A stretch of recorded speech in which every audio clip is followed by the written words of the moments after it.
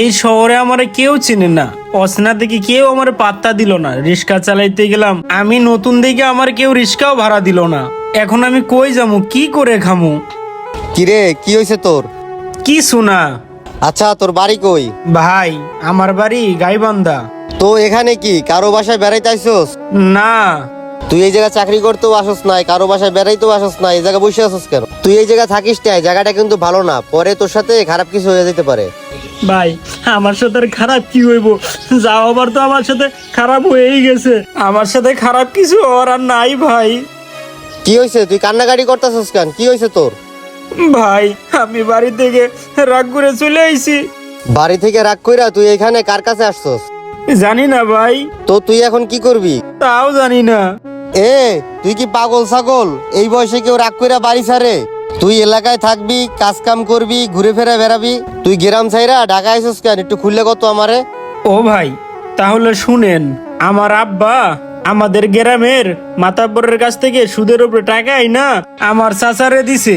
আর আমার চাচতো ভাই বিদেশ থাকে, আর আমারে বিদেশ পাঠাইবো, সেই জন্য আমার আব্বা সুদের উপরে টাকা আইনা আমার চাচারে দিছে।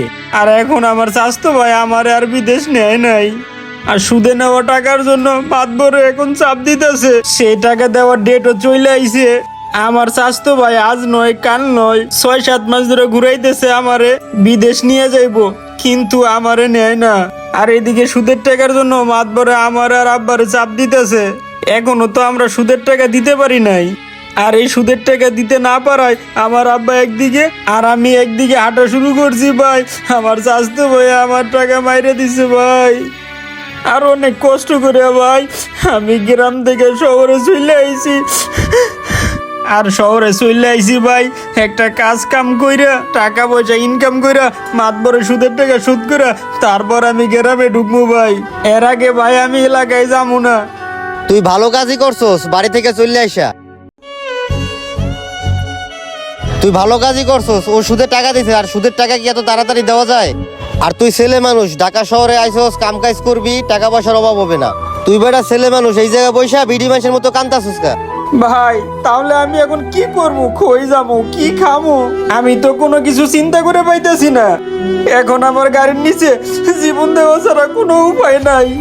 তুই কান্দিস না, আমি আছি না। তুই এত চিন্তা করিস না, তুই আমার সাথে চল। ও ভাই, আপনি কেডা? আমি তো আপনারে চিনি না।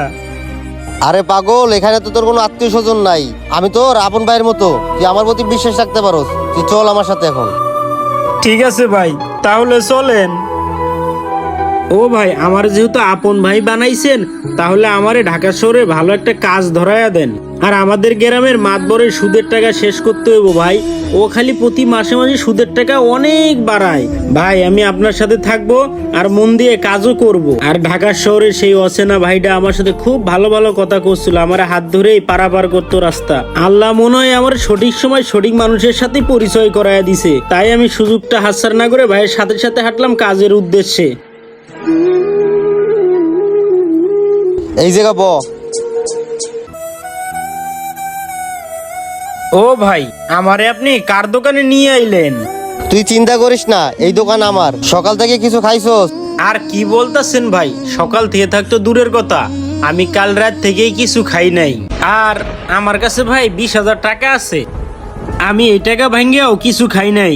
চিন্তা করলাম ঢাকার শহরে কিছু একটা ব্যবসা বাণিজ্য করবো এই টাকা দিয়া, সেই জন্য আমি এই টাকাতেও হাত দেই নাই।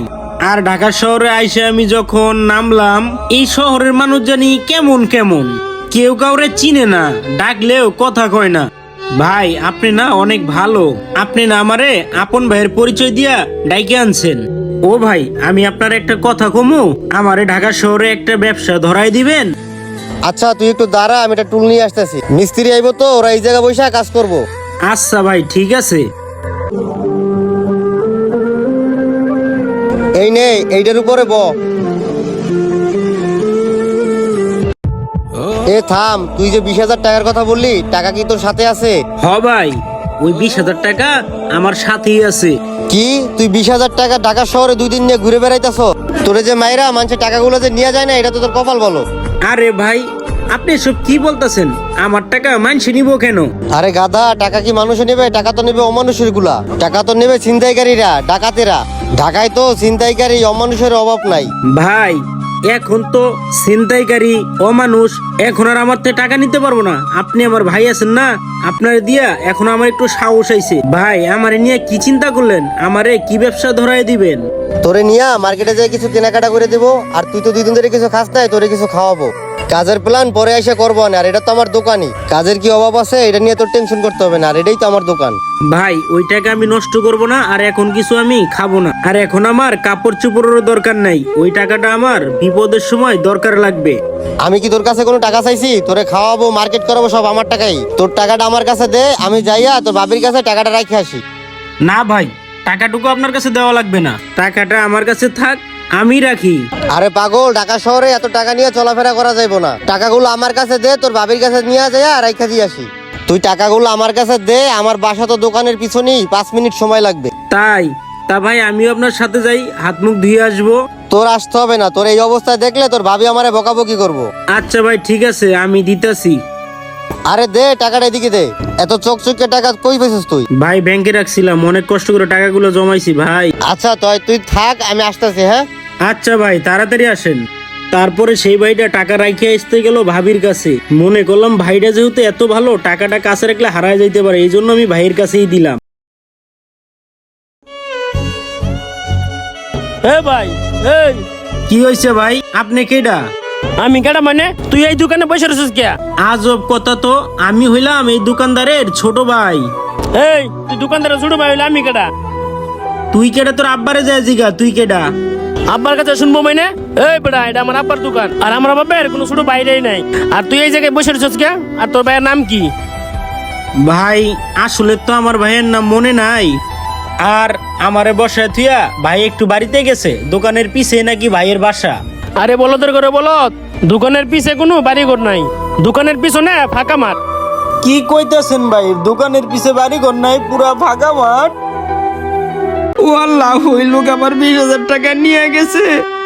আমার মিষ্টি মিষ্টি করতে গিয়ে আমার 20,000 টাকা নিয়ে গেছে। আল্লাহ, ওই লোকটা মনে হয় চিটার। ও আল্লাহ, এই জায়গায় তো কোনো বাড়ি ঘর দেখতেছি না, আমার 20,000 টাকা মাইরা দিল। আল্লাহ, আমার 20,000 টাকা, আমার 20,000 টাকা মেরে দিল। আল্লাহ, আমি এখন অসহায়। ওই লোকটা সবকিছু চাই না, আমার সাথে এমন কাজ করলো। আমার 20,000 টাকা, এখন আমি কি করব? কোথায় যাব? এই শহরের মানুষগুলো আমার চিনলো না। এই শহরে কখনো আশ্রয়ের খোঁজ করবেন না। এই শহর এমন একটা শহর, প্রতারণা ছাড়া ভালোবাসা পাওয়া যায় না। নিঃস্ব হয়ে নিঃশ্বাস নেওয়ার জন্য যে অক্সিজেন খুঁজবেন, সেই অক্সিজেনই দূষিত। সম্পূর্ণ ভিডিওটি দেখার জন্য আপনাদেরকে অসংখ্য ধন্যবাদ।